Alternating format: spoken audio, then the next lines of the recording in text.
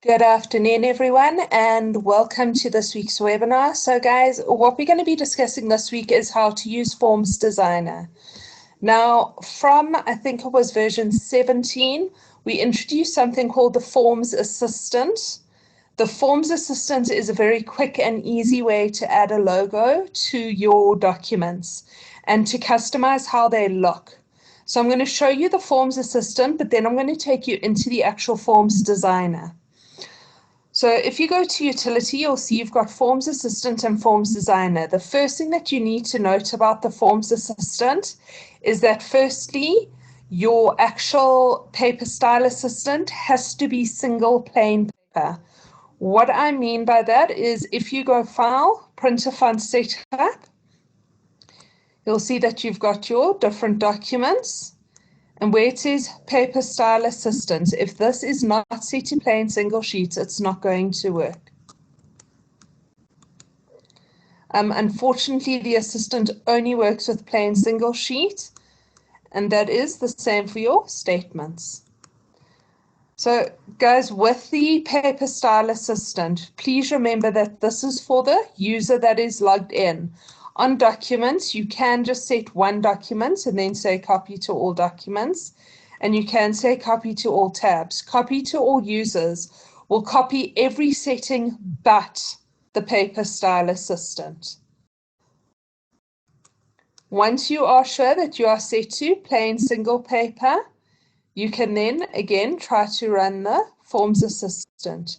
The Forms Assistant will open and it will show you a traditional form versus an enhanced form. So they're forms that we've created on your behalf. So you would then choose, is it documents or statements? And do you want it for your emailed and PDF documents? Or do you want it for your printed and on-screen documents? So guys, you would just make your selections, say next, and then it will show you this is how your current form looks. And you can then choose from a number of preloaded forms, how you want it to look. So once you've decided on something, you would then say next, and it'll ask you to browse for a logo. You can then browse for a logo.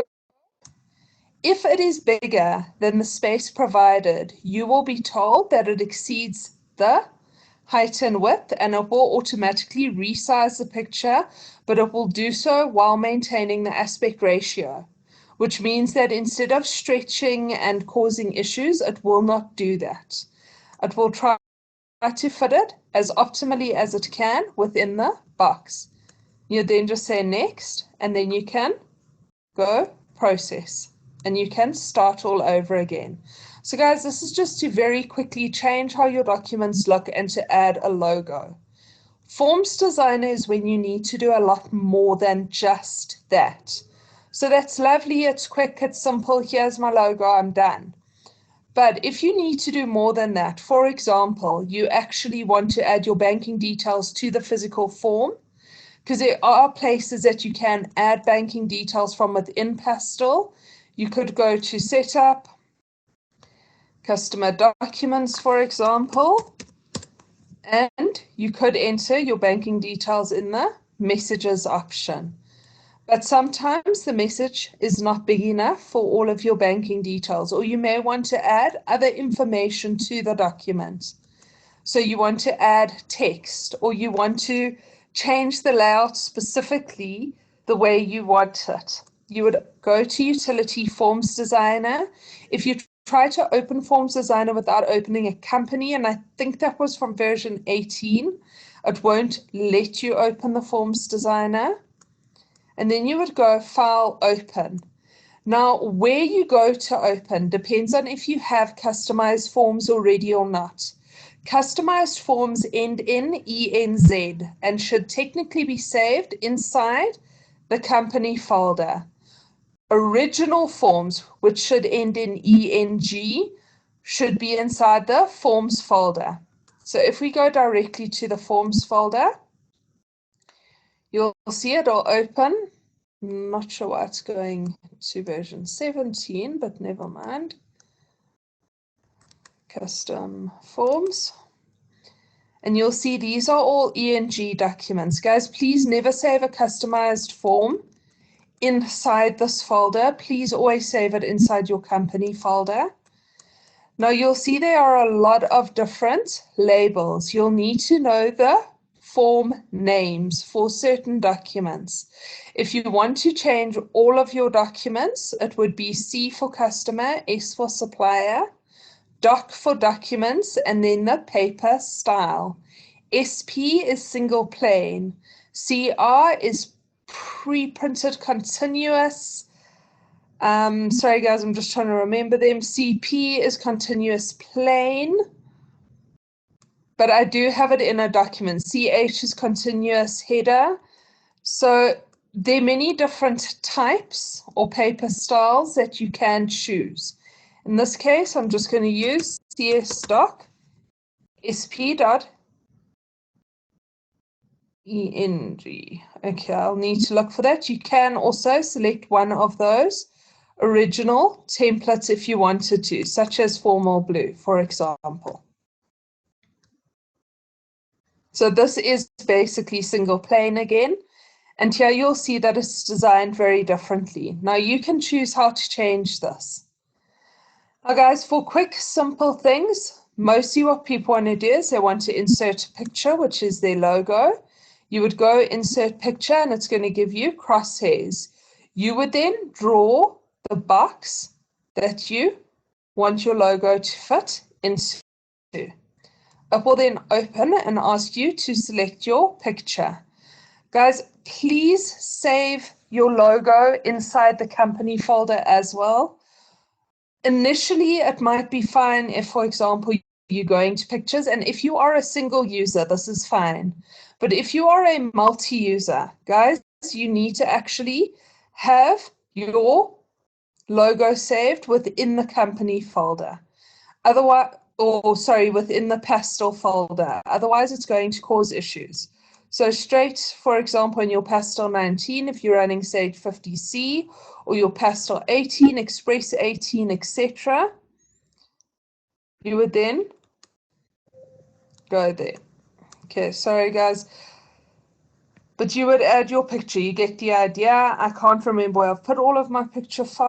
I can quickly try to find one.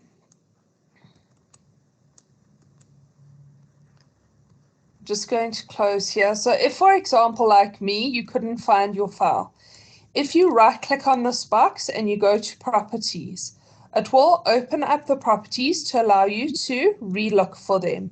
Where you see picture will give you 3 dots. Click on the 3 dots and then you can go and look for your pictures.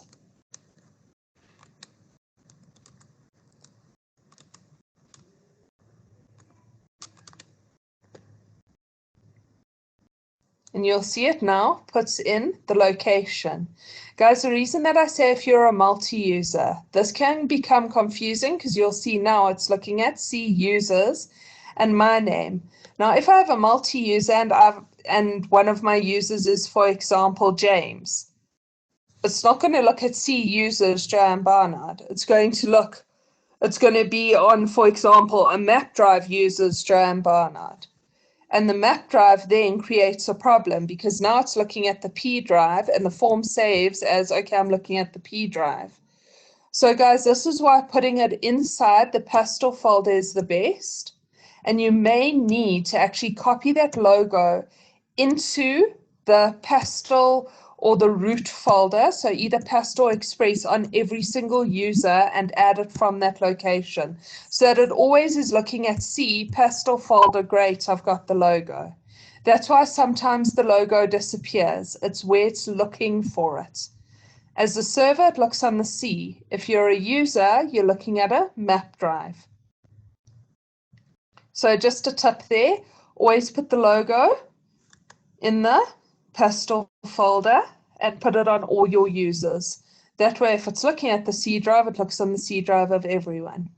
Then guys, the next most common thing that people want to do is they want to add text.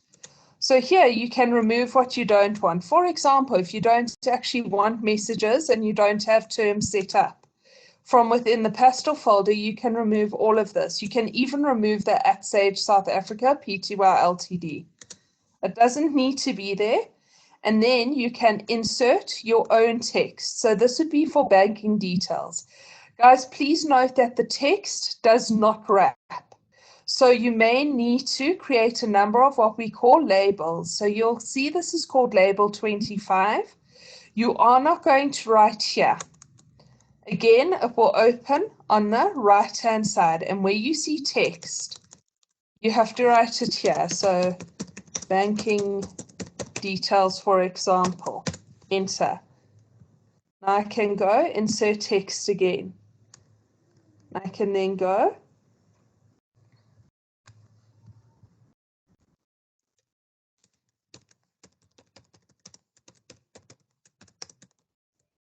and type current. Don't worry, I'm going to show you how to neaten this all up.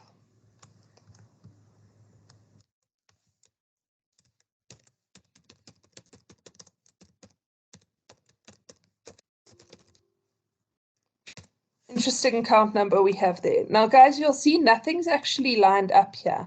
That can be a major problem. So you've entered your banking details, but now you don't want it to look all higgledy-piggledy. So the best way to do this is holding Control, you select all of your boxes, and then you tell it to move to the left. You'll notice that it's now aligned them all to the left. But again, if they've got different spaces, that can also be difficult. So you can go to Format, Horizontal Spacing, Equal. Format, Vertical Spacing, Equal.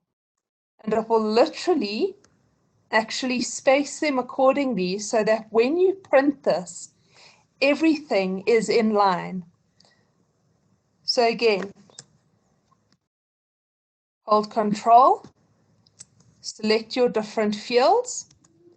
You can put them so that they are center aligned, left aligned, right aligned, top aligned.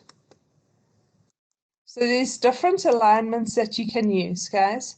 But then format, you can have horizontal spacing, vertical spacing. Obviously, because of some of what I did, my stuff has gone a bit wonky.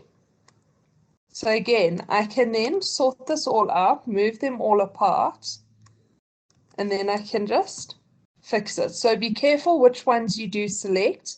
But if, for example, you select everything to the top, everything to the bottom, or everything aligns to the middle, and it puts them all in one row, you just move them out again, and then just decide how you want to align them. So this is really important to make sure that you have a professional looking document. And guys, something else that is also really important. So this is the main reason people come into Forms Designer, add banking details and to add a logo. But there are other really cool things that you can do. For example, if you go to Format, Bring to Front, so if your logo falls behind and you can't select it, you would then select whatever block was there and you would go to Format, Bring to Front, or you can send it to the back. You can lock and unlock something, or you can convert. Now, guys, the convert is really important because, say, for example, you want to have individual fonts. So you don't want to have the title or main fonts, and you want to be able to totally customize your documents. You want to make certain things bold while other things need to remain normal. You want to italize certain things. You can then convert all of your database and text fields to individual fonts. You cannot, however, undo this. So if you select to make them all individual fonts, this means that I can now go in, I can change what font this is using. I can change, sorry about that, guys, for some reason. Oh, that's because I'm on the line. My bad. If you're working with detail, you can't really change detail. That makes it a bit difficult. I didn't realize I had done that. I do apologize. So detail would bring up that error only because we are talking about the detail of the text. So that can make it tricky. ever. I just want to double check that it has in fact converted. So for example, you want to use the code. Again, guys, right click in properties if the properties window doesn't come up. Because it is now individual, you can literally change it to something else. And every single one will change to what you want it to be. So it's not the same as a main and a title font. This will then change according to what's been selected. And you can then choose, okay, do I want to actually make this bold? Do I want to make it italic? So to bold something, you would say true. If it's false, then it's not going to. So here you can play with all the different fields. If they're individual, it does take more time, but it does mean that there's more customization. For your borders, for example, you can also choose your border colors, your fill colors, your line style, your width, whether you want rounded corners or not. So guys, there's a lot more that if you weren't aware, because it used to be quite rigid what you could do in Forms Designer, there's a lot more that you can do now. So you can in fact change colors. With format, you can take full documents and you can convert and you can replace colors. So I can literally go, I want to replace this color with, and I can choose entirely my own colors.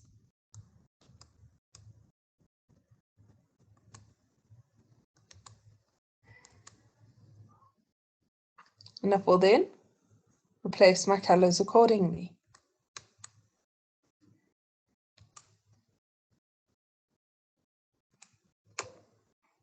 So guys, you can see that there's a lot more customization that can happen from what used to happen.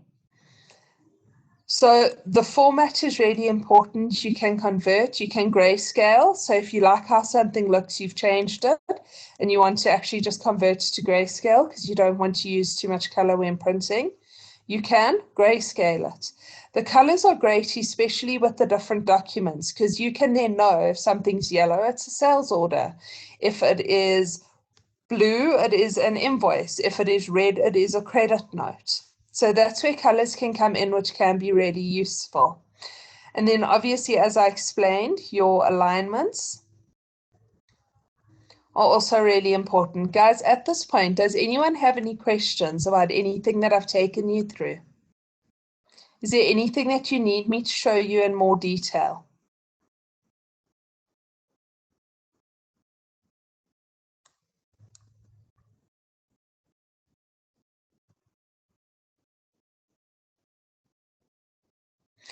Guys, if you don't have any questions, if you can just type no questions or no, that would really help.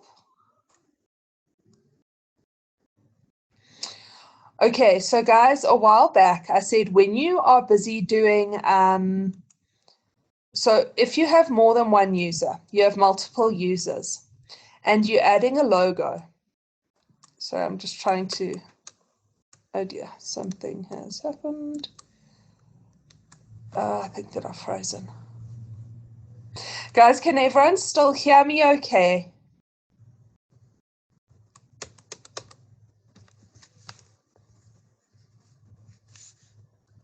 Sorry, somehow my system seems to have frozen, so there we go. Don't know what happened there for a moment. Okay, so when I was doing the logo, I say to you that if you have more than one user, what I would advise, so here, for example, instead of me going to my desktop and my logos folder, this is not the best place to have saved this logo, but on every single user, I would advise saving it in either the Express or the Pastel, depending what they're running. So partner will always be Pastel followed by the version. So version 18 is Pastel 18. Sage 50C is Pastel 19 because it's the 19th version of the software we've released.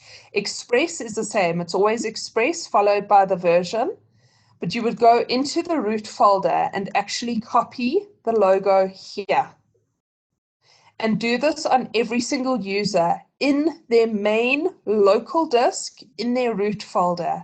The reason being is that if I now go and browse for this picture,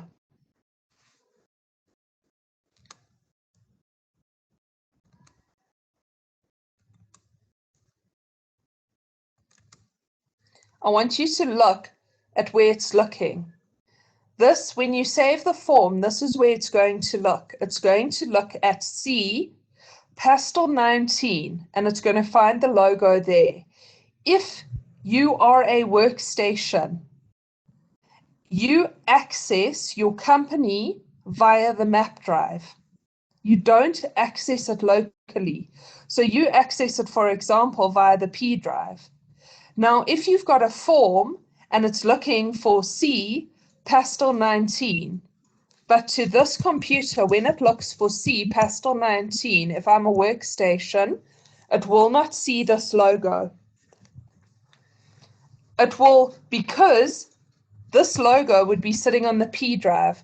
I hope I'm explaining properly. That's why I say copy the logo on every user to the same location. That way it doesn't matter that the form's looking at C, because whichever computer it looks at, it will actually see the logo. Does that make sense now? It's just a tip, because that's after my logos disappear. It's just where it's looking. Okay, sorry guys, I'm just trying to see here.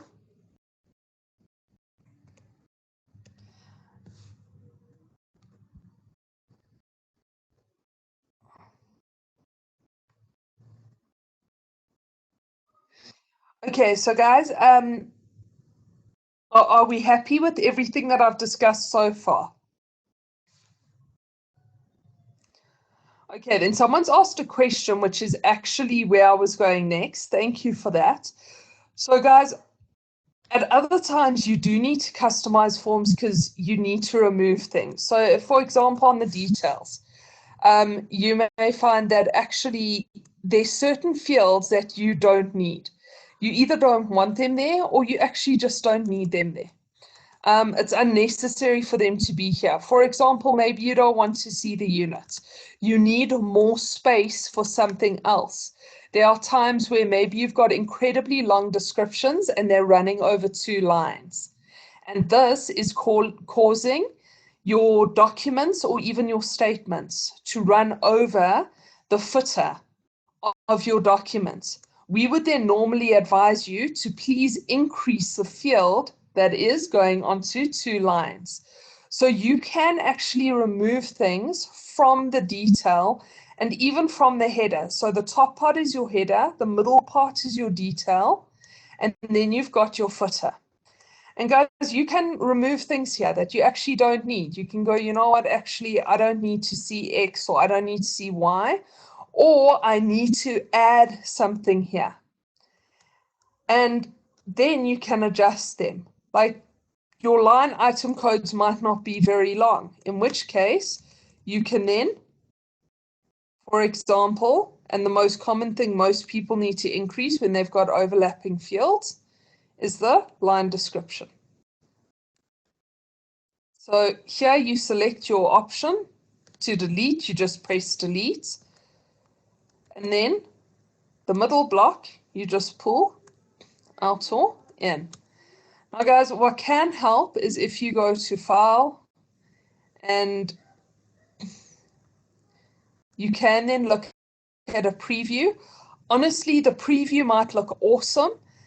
Guys, I would advise that you actually, rather from within the program, you print to screen to see what's really happening. And even after printing to screen, if something looks like it's right, just print to a piece of paper, because sometimes that preview isn't great. So you might think that you've done something, but actually it's totally overlapping. And only when you print to screen or when you print to the printer do you see it. So then you can make adjustments accordingly. If you need to add something in, for example, so you might need to bring something in, then guys, all that you need to do is, again, you can right click And that way you remove the properties. And then you look here, and this is how you can find what you're looking for. So you may want to add something to the header, for example. Maybe you want to add something about the customer. You want to add the customer tax reference, for example. Or you want to add the customer contact name. There are many different things you can add. You can also add details about your company. You might want to actually add your company's VAT number. So guys, those are all in the fields here. There you've got your customer ID and registration number.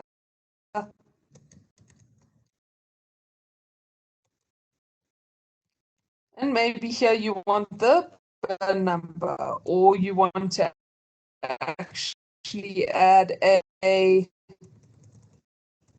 line description that only shows 15 characters, or you want the line item net amount excluding the overall discount.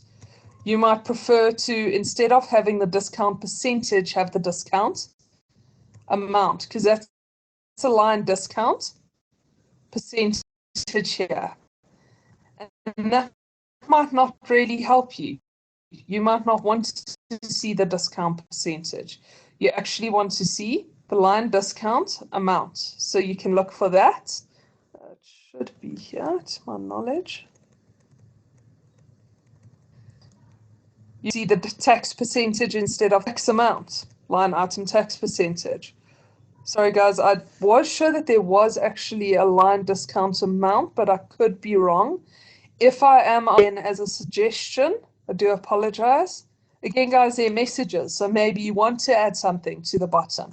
A link document number. So if you link a sales order, you might wish to be able to trace that. You can then enter the line link document number. In this way, the headings at the top, unfortunately, those are your text. So you will need to physically label this. And you will then need to go, okay, this is for my linked document number. So these are all just labels. These are all just text. And the other options are what actually comes up. So if you are going to add anything to the detail, that number that now comes up is going to be the link document number. So guys, you can add things, you can take things away. Here you've got the overall discount amount. So sorry guys, that's just, so here you've got discount at, and it's giving a percentage. You don't want that percentage, you want the overall discount amount. You want to see the actual amount of discount that's happening, not the percentage that's being given. You can enter page number. If you are using projects, you can add projects and your project description. You obviously just need to make sure that you have space. And guys, please don't overlap. So overlapping fields can be quite dangerous, for example, like that, because now this is going to start on the other one. So you need to make sure that everything can fit nicely within this box, and make sure that what you are putting in makes sense. So you might need to remove certain things, you might want to add certain things. Here you can see they've got the customer contact number, the customer contact telephone number, they've got payment terms. So you may not want everything here, or there may be extra things that you can go through in detail that you may wish to have. If, for example, you use multi-currency, you might wish to actually see the values in home currency. And you can add that to the detail, or you can add that to the footer, for example. Maybe your total, you want to see the home total. So guys, there are many different fields that you can add. If there's something that you want that isn't in this list, then that we need to add as a suggestion. But you can see there's quite a lot of stuff here that you can add. There's quite a lot of ways that you can create your forms. Guys, does anyone have any questions about that, on how to add fields, take away fields, labeling fields, that type of thing?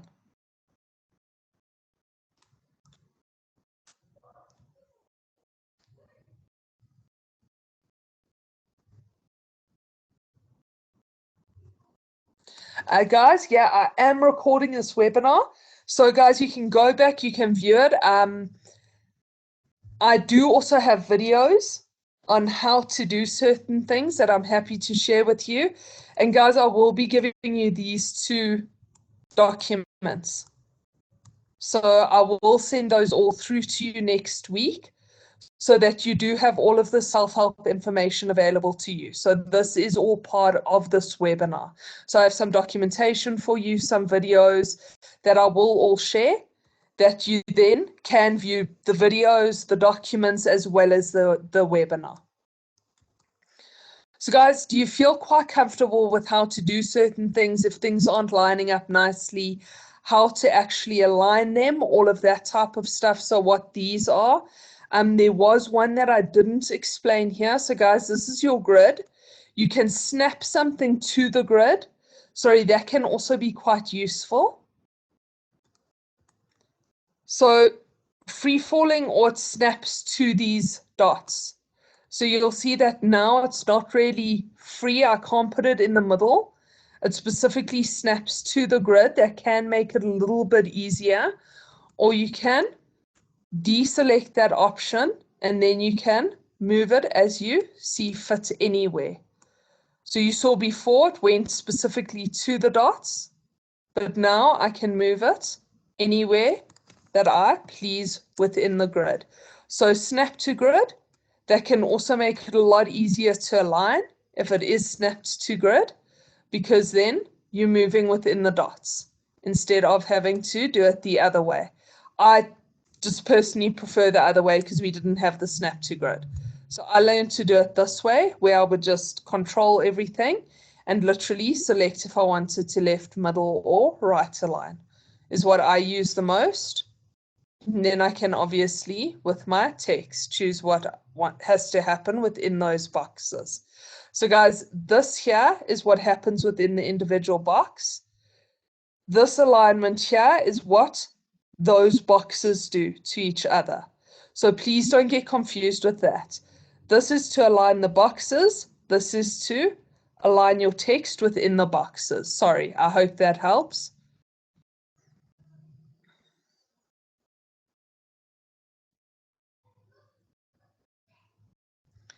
And then you can choose to see your grid or not. Guys, also when inserting, you can insert lines and boxes. So if you want to create something from scratch, you can do so. It is a lot harder to create a form, especially if you don't have a header, detail, and footer. Because if you get the lengths wrong, it can be really difficult. So you need to know exactly what your lengths are, how big you want your header to be, how big you want your detail to be, how big you want your footers to be. And then you can literally insert your own boxes and then start pulling in your different headings and create it completely from scratch. Guys, I've only ever done it once, and it took me 2 weeks to design the form for a client. It was insanity. It's easier to take a form that's kind of what you want and actually just take out what you don't want and add it, and actually edit a form that's already the basic shape. It does save you a lot of time and effort, but if you do want to do it completely from scratch, you can, given the tools that are available. So guys, that's basically how to use the Forms Assistant and Forms Designer. Does anyone have any further questions? Is there anything that I've maybe missed that you need me to cover again, or are there any questions that were asked that I maybe didn't see?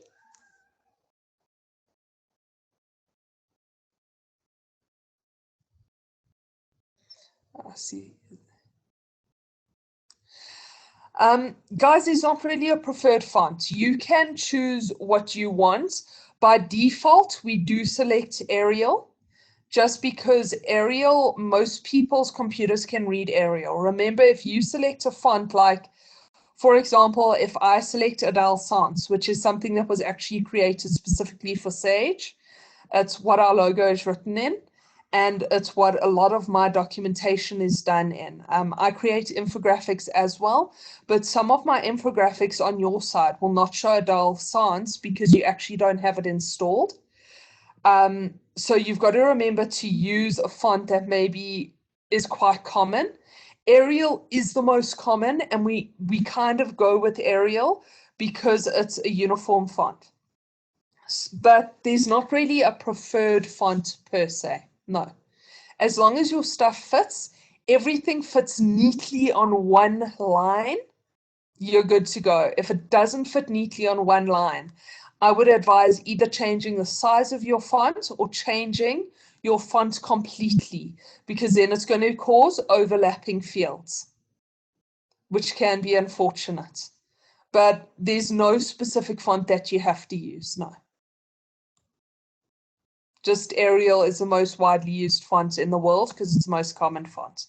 That and probably Times New Roman. I just don't like Times New Roman.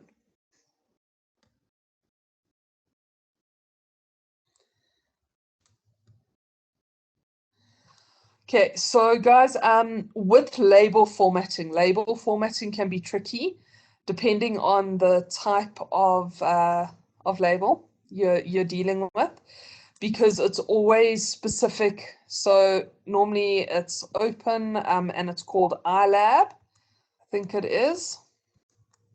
I haven't done label formatting in quite some time, I must be honest.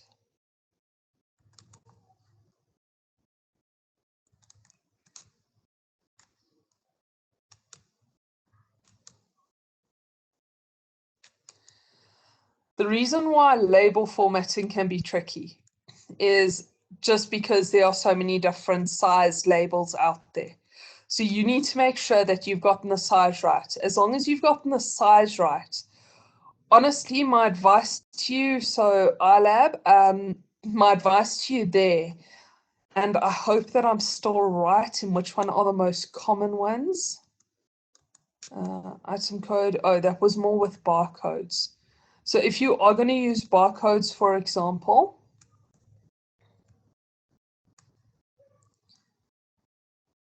so you want to actually use the barcode.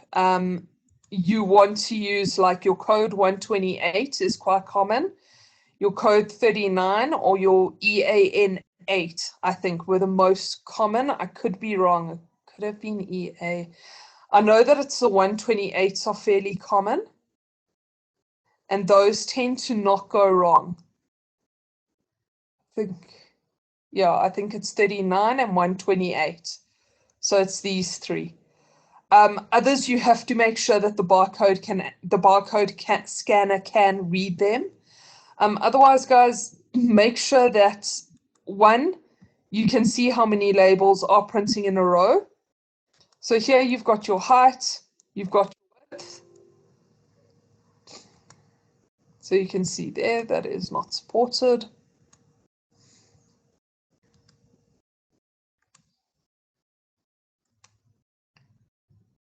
Okay, I'm not sure why this is tricky.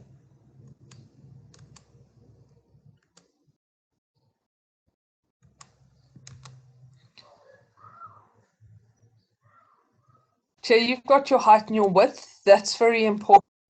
It's also very important to get your rows correct. So you need to know exactly how many you're going to have. Is it 4? Is it 2? Is it 1? How many lines? So all of that is really important, as well as the difference between the top. So this is just measurements. That's honestly what it is. You just have to measure really, really well. And then you're going to have to print and make sure that you're getting it right.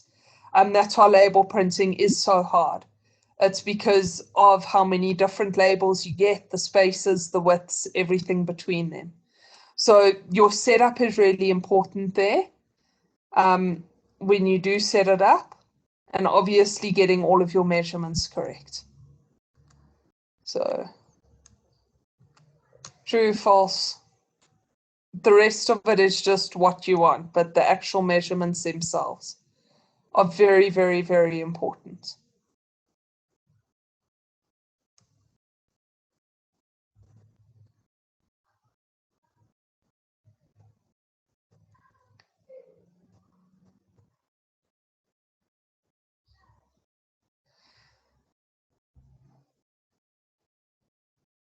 Okay, so guys, the question is it possible to have 2 or 3 different options for tax invoices?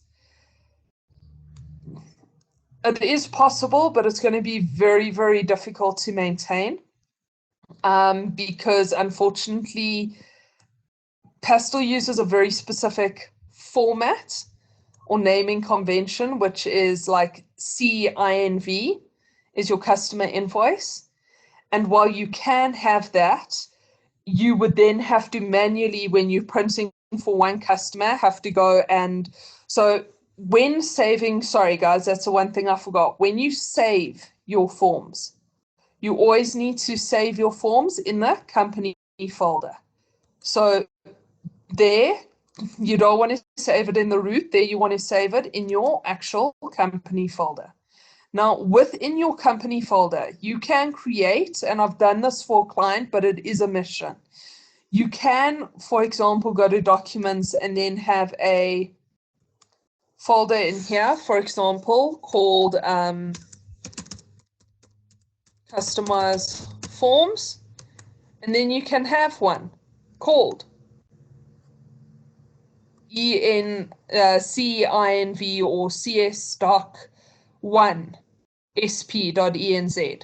But then you'd have to copy it out of here, copy it into the root of your demo, and then print. Then remember to replace it. So it's possible, but there's a lot of maintenance behind it. I know that we have logged that as a suggestion because there are people who need different tax invoices depending on the customer that they're printing for.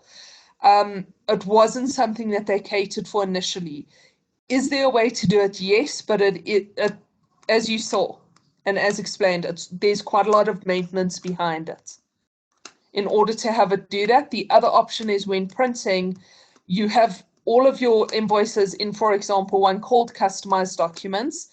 And when you print, it will say print customized forms, and you go and tell it to go and specifically print form 1 or form 2 or form 3.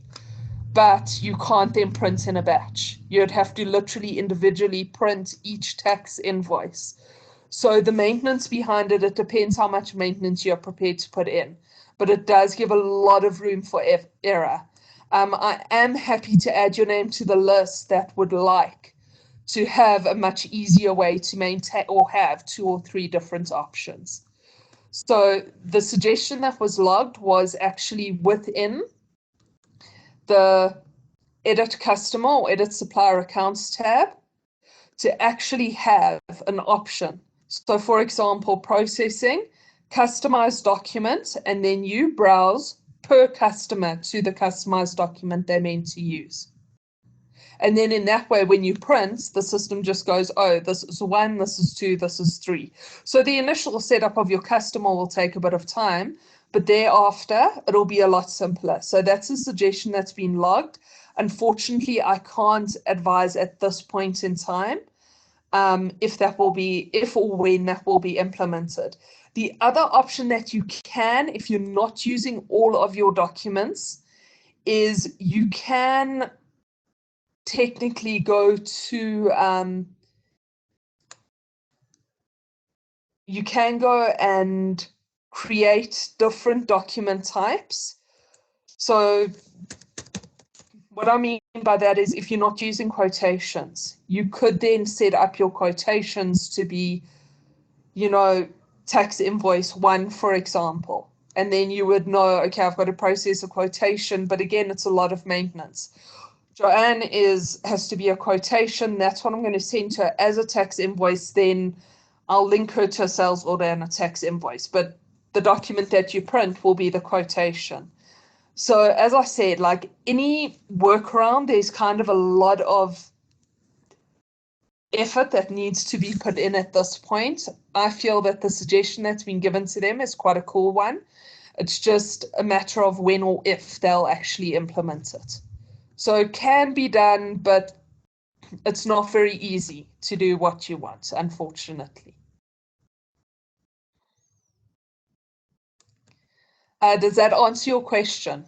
Sorry, I hope the workarounds made sense. If not, please let me know. I can explain in more detail. Guys, are there any other questions?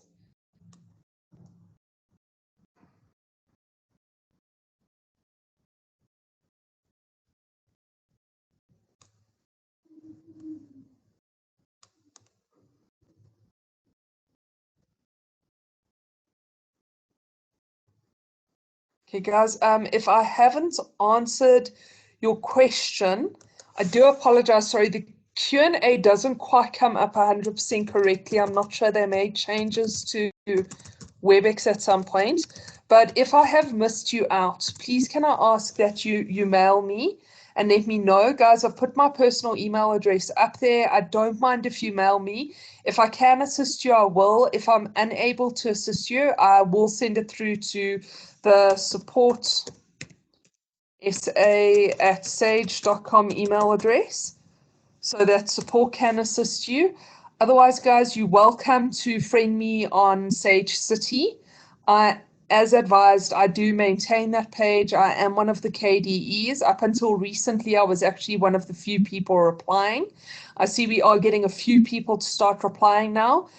Guys, if any of you do phone support for something and you get an answer that works, if I can ask you if you have time to post it on Sage City just so other people can see, I'd also really appreciate that. It is meant to be a community forum site.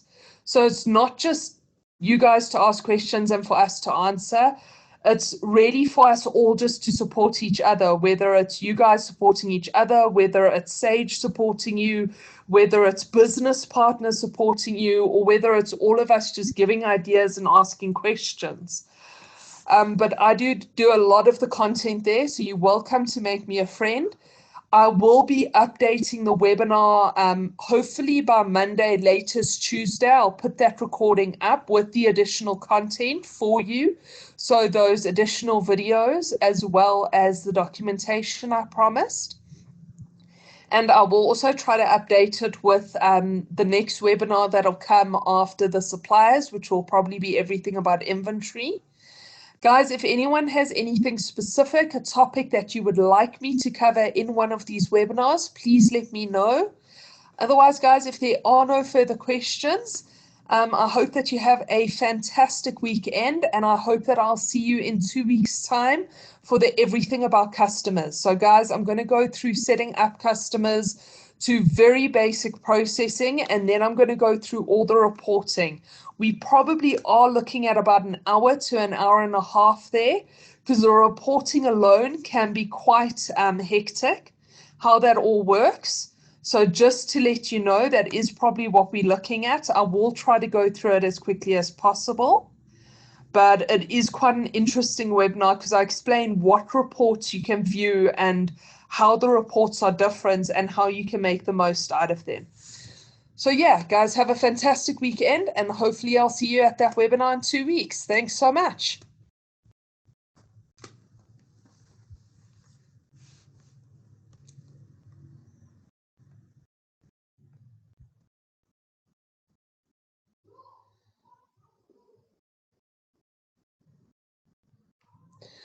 With regards to payroll, unfortunately, I don't actually host webinars on payroll because I don't actually know 100% how payroll works, but I will speak to the payroll team. I do know them really well, and I know their digital content product specialist. Sorry, I'm not sure what they're calling us now, but I know that we are the people who create the digital content. I will chat to her and find out when she is doing one. And if need be, I will request that she does one specifically and make sure that you get that information as soon as possible.